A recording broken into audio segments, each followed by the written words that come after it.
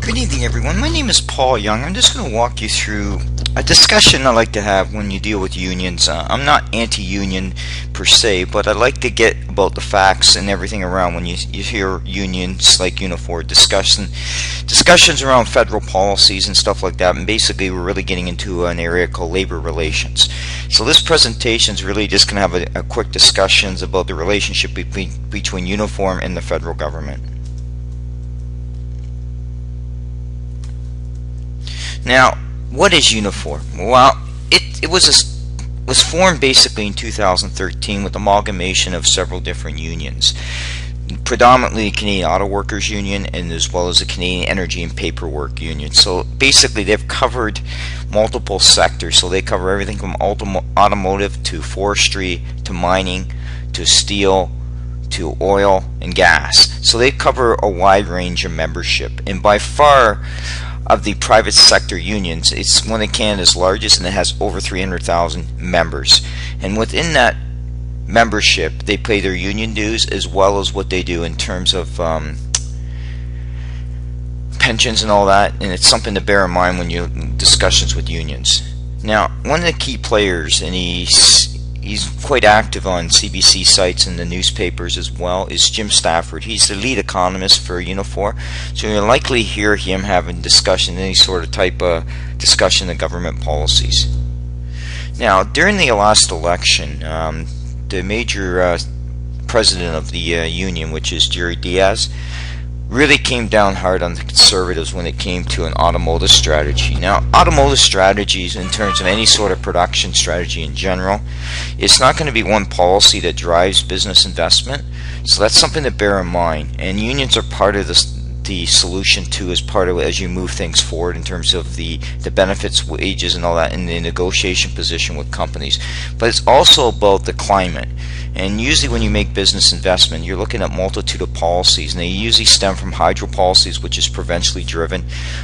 You get into income tax policies, which is payroll taxes, which are federally driven, as well as income taxes, which is provincial and federally driven, right? So there's certain aspects in terms of taxation that are governed federally. Plus also too, you have to have what we call as foreign investment protection agreements as well as trade agreements in order for business goods to flow inside and outside of Canada in terms of properly controls. So that's something to bear in mind when you hear discussions of policies.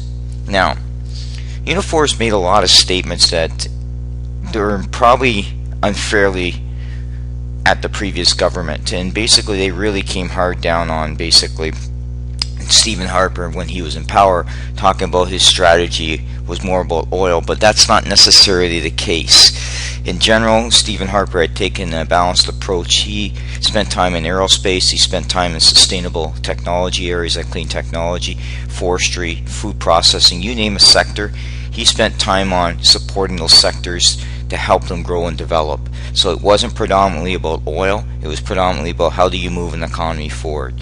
That being said, there is a lack of focus from Unifor when provincial governments came into play about hydro rates, or in aspect a pension plan that was originally talked about, Ontario pension plan, which since this presentation was done, the federal government has an agreement in place with the provinces to look at CPP enhancements. So CPP enhancements actually is going to impact union wages. Why is that? You're going to ask me that? Because CPP is a payroll tax which is mandatory, right? And all they're doing is increasing the thresholds and the rate to pay out. So in other words, unions will still be contributing to their own pension plan, but they'll also be bumping up their CPP rates, which isn't been discussed properly by Unifor or other unions in terms of their perspectives. That being said, it's something to bear in mind when you're looking at union discussions. Now, I pulled in Justin Trudeau here just to let you know. During the last election campaign, he had two different messages. One message when he was in London talking about they should move away from automotive and manufacturing into other areas of high tech and all that.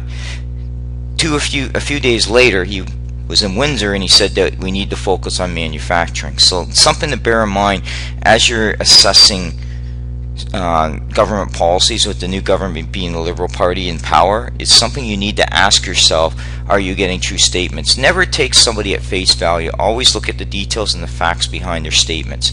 People will spin things differently for their own position in terms of what they're trying to accomplish. So that's something to bear in mind as you're looking forward in terms of the details, in terms of as you're planning your career or your spending, to understand what government policies are coming into play. Thank you.